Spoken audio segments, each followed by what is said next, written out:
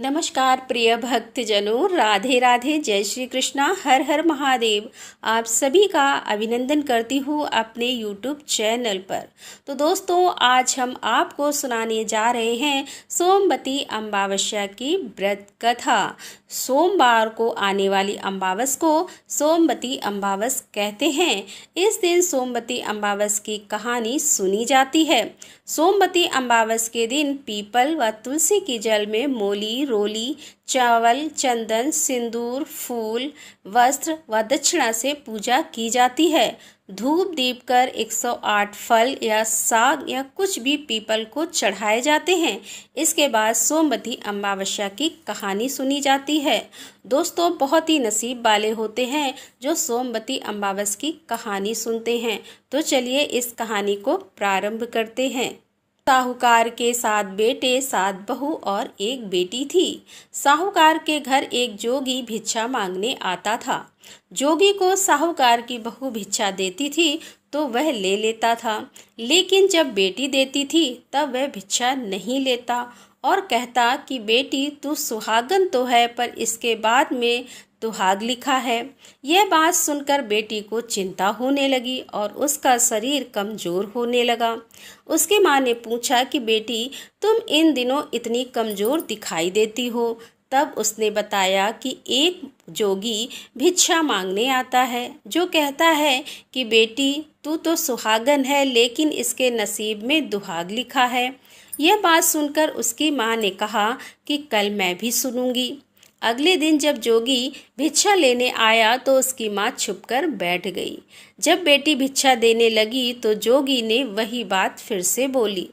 इतनी बात सुनकर उसकी माँ बाहर निकल कर आई और बोली, एक तो हम तुम्हें भिक्षा देते हैं और तू ऊपर से हमें गाली देता है। जब जोगी बोला कि मैं गाली नहीं देता, जो सच है वही बोलता हूँ, जो इसके भाग्य में लिखा है मैं वही कहता हूँ।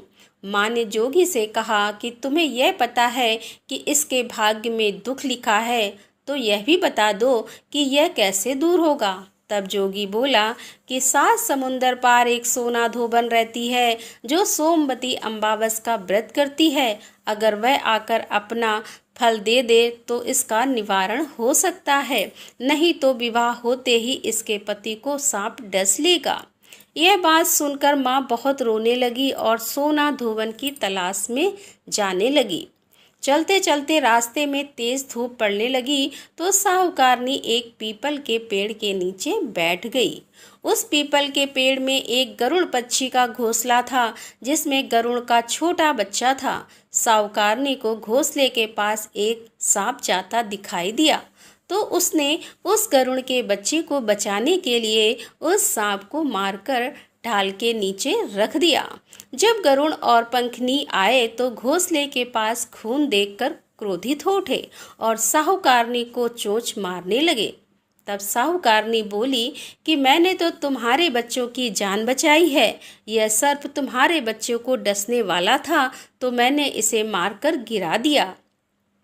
गरुड़ ने सर्प की ओर देखकर कहा, तुमने हमारे बच्चे की जान बचाई है, अब तुम्हें जो मांगना है मांगो। तब साहूकारनी बोली कि मुझे 7 समुंदर पार सोना धोबन के घर छोड़ दो। गरुड़ ने साहूकारनी को अपनी पीठ पर बैठाकर 7 समुंदर पार सोना धोबन के घर छोड़ आया। वहां जाकर साहूकारनी ने सोचा कि सोना धोबन का कैसे राजी किया जाए। सोना धोबन के 7 बेटे और 7 बहू थी।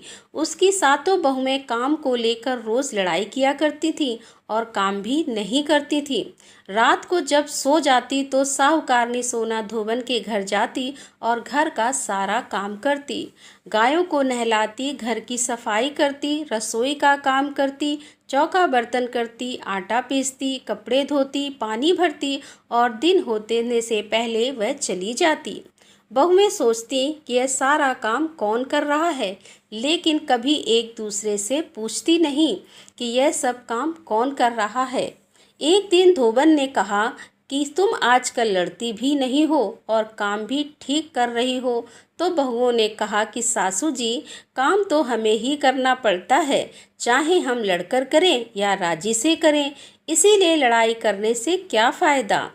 लेकिन सोना धोबन ने सोचा कि आज देखा जाए कि कौन सी बहू क्या काम करती है, और वह रात को उस दिन सोई नहीं। उसने देखा कि रात को एक स्त्री आई और पूरा काम करके जाने लगी। तो सोना धोबन ने बोला कि तुम कौन हो और तुम्हें ऐसी क्या ज़रूरत है जो तुम इतना काम कर रही हो। तब साहूकारनी ने कहा कि ज़रूरत है तभी तो इतना काम कर रही हूँ। सोना धोबन ने पूछा कि तुम्हें क्या चाहिए। तब साहूकारनी बोली कि पहले मुझे वचन दो, तब बताऊंगी। सोना धोबन ने उसे वचन दिया और कहा कि अब तुम्हें अपनी बात बताओ। साहूकारनी बोली कि मेरी बेटी के भाग्य में दुहाग लिखा हुआ है, इसीलिए आप चलकर उसे सुहाग दें। सोना धोबन अपने बेटे बहू से बोली कि मैं तो साहूकारनी के साथ जा रही हूँ। यदि पीछे से तुम्हारे पिताजी खत्म हो जाएं तो तेल घी के कूप में डालकर छोड़ देना। फिर दोनों जनी साहूकारनी के घर चली जाती हैं। साहूकार की बेटी का ब्याह होने लगा। दूल्हा फेरों में बैठ गया। सोना धोबन दूल्हे के घुटने के पास कच्चा करवा रखा, उसमें दूध डाला और तात का तार लेकर बैठ गई। थोड़ी देर बाद सांप दूल्हे को डसने के लिए आया। सोना धोबन ने करवा आगे रखा और तार से बांध दिया, लेकिन दूल्हा डर के मारे वहीं मर गया।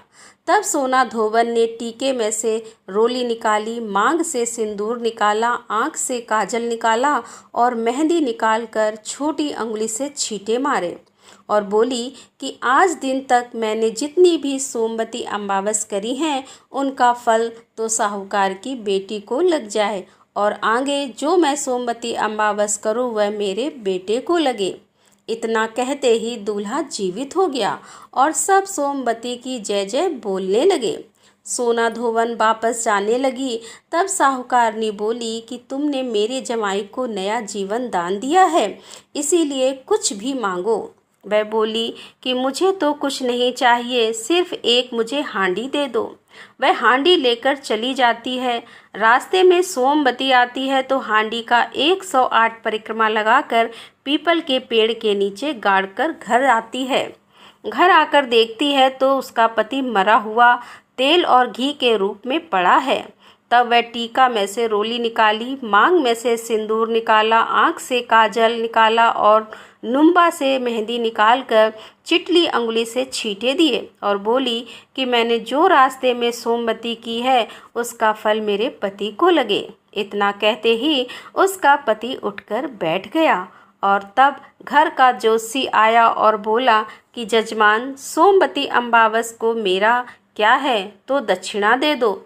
सोना धोबन बोली कि मुझे तो सोमवती रास्ते में पड़ी थी, इसीलिए मैंने कुछ भी नहीं किया है। जो कुछ भी किया है वह सब पीपल के नीचे ही गाड़ दिया। तब जोशी ब्राह्मण ने जाकर खोद कर देखा तो 108 और 13 सोने के चक्र मिले। जोशी ब्राह्मण सबको घर ले आया और बोला कि ऐसी फेरी की है और मुझे बोल दिया कि कुछ भी नहीं किया। सोना धोबन बोली, यह तो तुम्हारे भाग्य से ही हुआ है, इसीलिए तुम इसे ले जाओ। तब ब्राह्मण बोला कि मेरी तो इसमें चौथा हिस्सा है, बाकी आपका मन हो उसे दे देना। सारी नगरी में बोल दिया गया कि सब सोमवती अमावस का व्रत करेंगे। हे सोमवती अमावस, जैसा साहूकार की बेटी को सुहाग दिया वैसा सबको देना। सोमवती अमावस की कहानी कहने वालों को, सोमवती अमावस की कहानी सुनने वालों को और सोमवती अमावस की हुकारी भरने वालों के परिवार की रक्षा करना। तो दोस्तों, मैं आशा करती हूँ कि आपको सोमवती अमावस की कहानी पसंद आई होगी।